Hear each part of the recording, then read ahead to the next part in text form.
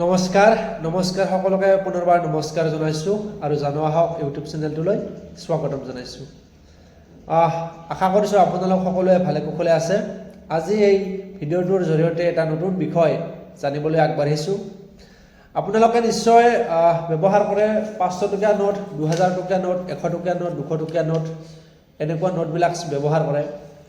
কিন্তু হয়তো আমাৰ মাজত বহুতেই 500 টকীয়া বা 2000 টকীয়া, 100 টকীয়া, 200 টকীয়া নোটবিলাক কোনখন অৰিজিনেল, কোনখন ডুপ্লিকেট নোটছ ভালদৰে চিনি পোৱাত অসুবিধা হয়।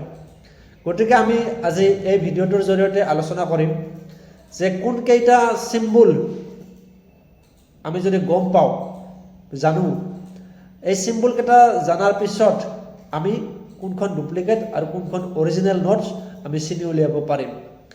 গতিকে পলম নকৰি আমি ভাৰতীয় ৰিজাৰ্ভ বেংকৰ পেইচা বলতা হে এই ৱেবছাইটটোৰ জৰিয়তে আমি জানিবলৈ চেষ্টা কৰিম যে নোটবিলাক অৰিজিনেল ডুপ্লিকেট কোনখন, তাত ডিফাৰেঞ্চবিলাক কি থাকে। এই ডিফাৰেঞ্চবিলাক জানিলে আপুনি অৰিজিনেল নে ডুপ্লিকেট এই নোটছৰ বিষয়ে জানিব পাৰিব। গতিকে পলম নকৰি মই স্ক্ৰীনখনলৈ আগবাঢ়ি গৈছোঁ। মই ক্ৰোম ব্ৰাউজাৰটো অপেন কৰি লৈছোঁ আৰু লিখিছোঁ ইয়াত পেইচা বলতা হে। পেইচা বলতা হে লিখি কিনে ইয়াত চাৰ্চ কৰি দিছোঁ। চাৰ্চ কৰি দিয়াৰ পিছত অকণমান তললৈ আহি কিনে স্ক্ৰল বাৰ কৰি আহি কিনে আপোনালোকে দেখা পাব ভাৰতীয় reserve bank of India home page. ইয়াত ক্লিক কৰিছোঁ, অৰ্থাৎ RBIৰ পেইচা বলতা হে অফিচিয়েল ৱেবছাইট। আমি RBIৰ অফিচিয়েল ৱেবছাইটলৈ আহি গৈছোঁ। ইয়াত আপোনালোকে নোটছবিলাক দেখা পাইছে আৰু ওপৰত ধুনীয়াকৈ লেখা আছে নো ইউৰ বেংক নোটছ। তো এইখিনি পঢ়ি চাব পাৰে।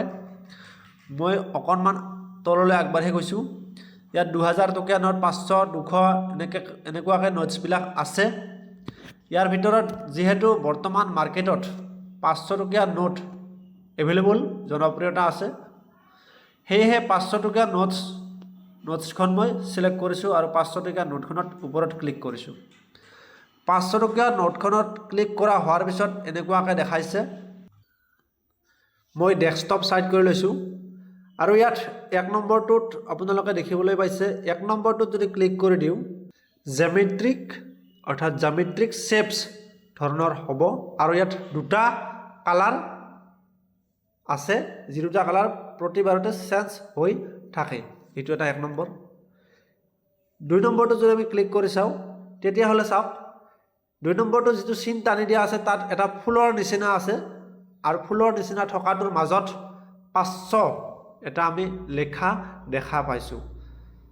অৰ্থাৎ ছবিটোৰ মাজত জামেট্ৰিক শ্বেপছৰ অংকিত এই 500 লিখা থকাটো, আৰু এই 500 লিখা থকাটো কিহৰ মাজত লুকাই আছে? সেই ফুলটোৰ মাজত লুকাই আছে। ইয়াৰ পিছত 3 নম্বৰটো চাওক। 3 নম্বৰটো কি আছে?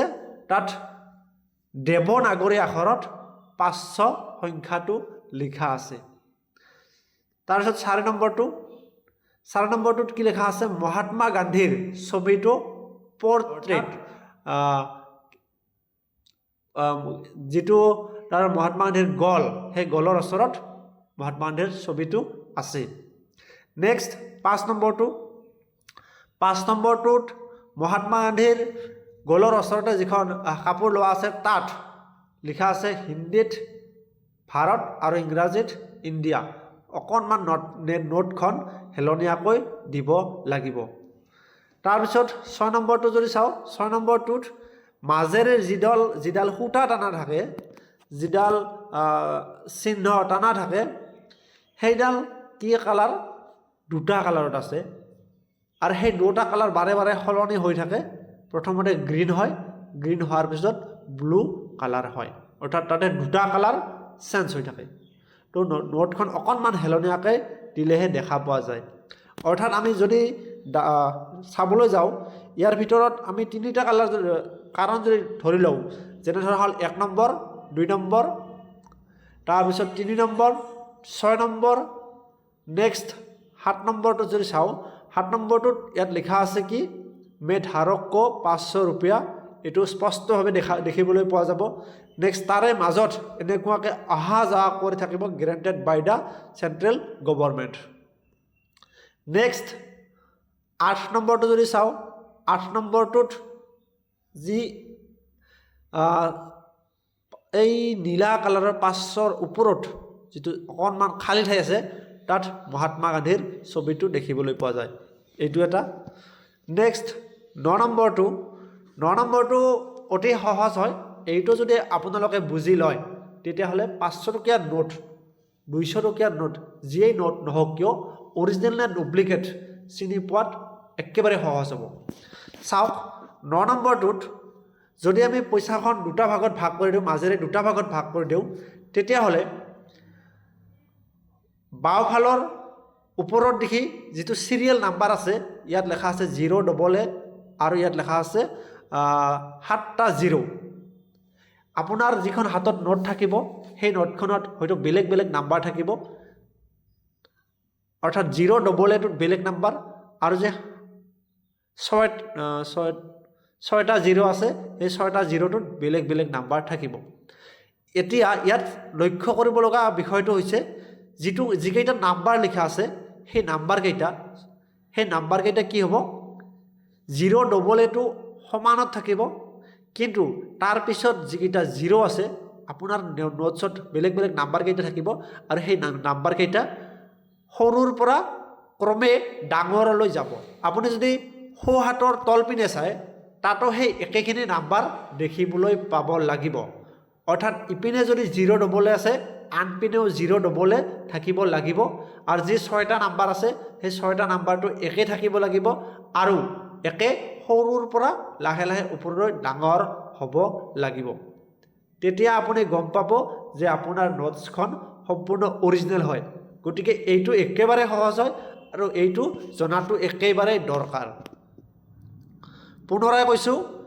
এই দুটা নাম্বাৰ বোথ সাইড এটা আছে সোঁফালৰ তলত আনটো আছে বাওঁফালৰ ওপৰত ইয়াত থকা নাম্বাৰকেইটা একে হ'ব লাগিব আৰু সৰুৰ পৰা লাহে লাহে ডাঙৰলৈ যোৱা হ'ব লাগিব নেক্সট যদি আমি চাবলৈ যাওঁ তেতিয়াহ'লে 10 নম্বৰটোত চাওক যিটো 500 লিখা আছে স্পষ্টভাৱে 500 লিখা আছে এই 500টো অকণমান যদি নোটখন হেলনীয়াকৈ দিওঁ তেতিয়াহ'লে ইয়াৰ কালাৰ আমি দুটা দেখিবলৈ পাম এই কালাৰটো কেনেকুৱা গ্ৰীনৰ পৰা লাহে লাহে ব্লুলৈ চেঞ্জ হ'ব ইয়াত দুটা কালাৰ দেখিবলৈ পাম তাৰপিছত 11 নম্বৰটো যদি চাওঁ 11 নম্বৰটোত অশোক স্তম্ভ এটা আছে আৰু এই অশোক স্তম্ভটো আমি দেখিবলৈ পাম নেক্সট 12 নম্বৰটো যদি চাওঁ অশোক স্তম্ভটোৰ ওপৰত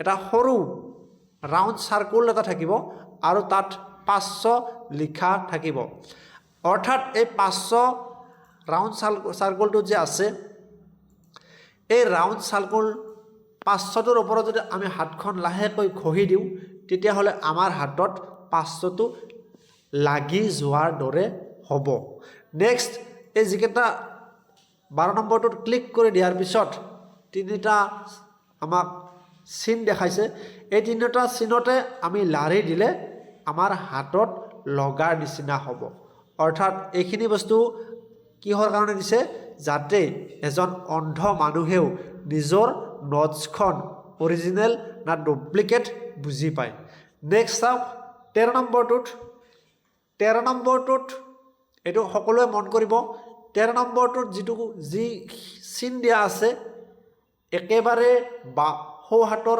মাজৰ অংশত ইয়াত 5ডাল লাইন অঁকা আছে আৰু সেই 5ডাল লাইনত যদি আমি হাতখন এনেকুৱাকৈ আঙুলিৰে লাৰি চাওঁ তেতিয়াহ'লে আমাৰ আঙুলিত লাগি যোৱাৰ দৰে অনুভৱ হ'ব অৰ্থাৎ আমি গম পাম যে সেই নোটছখিনিত যিকেইডাল চিন আছে সেই চিনকেইডাল আমাৰ হাতত লাগি গৈছে এইকেইটা আমি যদি ভাল ধৰণে চাওঁ গোটেইখিনি বস্তুটো চাবলৈ সুবিধা নহ'লেও ইয়াৰ ভিতৰত 4টা 5টা যদি আমি চিম্বল ভাল ধৰণে চাই লওঁ তেতিয়াহ'লে আমি গম পাম যে আমাৰ নোটছখন ডুপ্লিকেট নে অৰিজিনেল।